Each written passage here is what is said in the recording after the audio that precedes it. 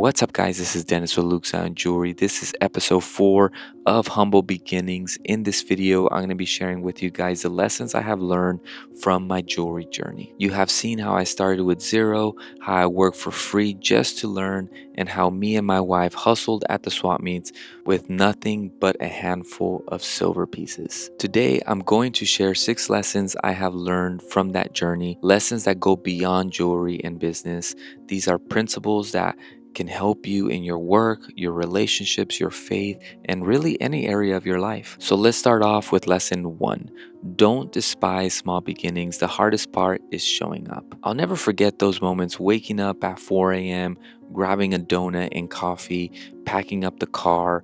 We're driving half asleep to the swap meet just to set up our little tent and put out a few jewelry pieces. Most people probably walked by and didn't even notice us. We were broke, we were tired and unsure, but we showed up anyways. Lesson number 2.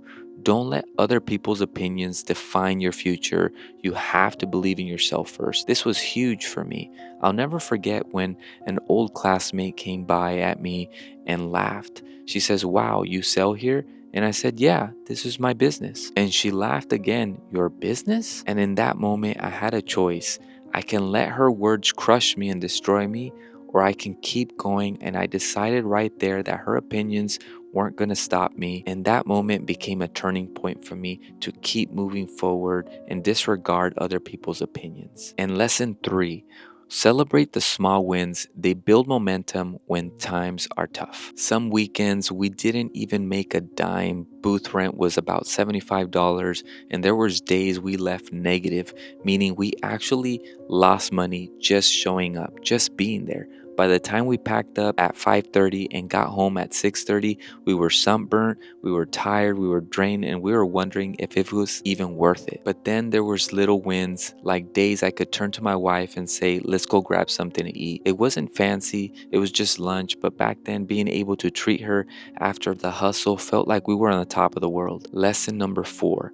Business is about people, it's about connection and trust, not just products. After a few weeks of showing up at the swap meets, I started noticing something that surprised me. People weren't just buying and disappearing, some of them started coming back. I remember one man who bought a chain from me earlier. A few weeks later, he came back to our booth smiling. He told me, "The chain that I bought from you is still shining, still solid. I want to get another one." It wasn't just the sale that hit me, it was the fact that he trusted me enough to return. In a swap meet full of vendors, he could have chose to go anywhere and choose a cheaper option, but he came to me to purchase from me. And that moment changed how I saw business. It wasn't about who had the loudest booth, the flashiest displays, or the cheapest prices.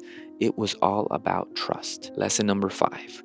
Vision will get you started, but faith and the right people will keep you going when things get blurry. Because believe me, they probably will. I've always been a visionary. I can see where I wanted to go, but in those early days, the vision wasn't always clear. There was times it got blurry, times I doubted if the sacrifices was worth it, times I wondered if we'd even make it just surviving. And in those moments, 2 things kept me going: God and my wife. God gave me the strength when I didn't have any. He gave me peace when I was just overwhelmed. And my wife, she was relentless. She believed in me when I didn't fully believe in myself. She stood right next to me at the swap meet every single weekend, kept pressing me forward. I might have been the visionary, but they were the reasons I didn't quit. And lesson number 6. Growth only happens outside your comfort zone. If you want to change your life, you have to be willing to step out into the unknown and learn something new. Like I mentioned in episode 1, guys, I came from a factory job, literally no experience. I had no skill sets whatsoever, and all I knew was just to meet quotas, follow directions, and get the work done. It was very labor intensive. It was a very hard job, but just taking that step of faith of doing something new is so valuable and so powerful. When I look back at those early days, one of the things that stands out the most is I was constantly doing things I have never done before. I had never worked with customers. I had never tried to sell anything. I came from a factory where all I knew was production, quotas, and working with machines in my hands, extreme hard labor. But the swap meet forced me to step out of my comfort zone, face my fears. I had to learn how to talk to people, how to answer questions, how to close a sale. I had to market myself in ways that felt awkward at first, yelling across the aisles, cracking jokes, finding ways to connect. It wasn't easy, but that's when growth happened. Looking back, I wouldn't trade those days for anything.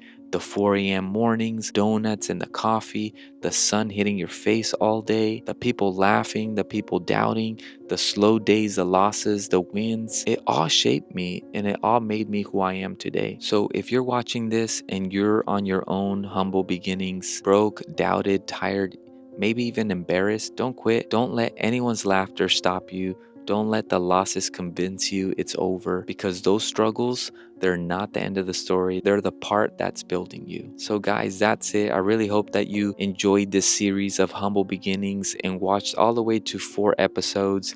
Thank you guys for watching, and I'll see you guys in the next video.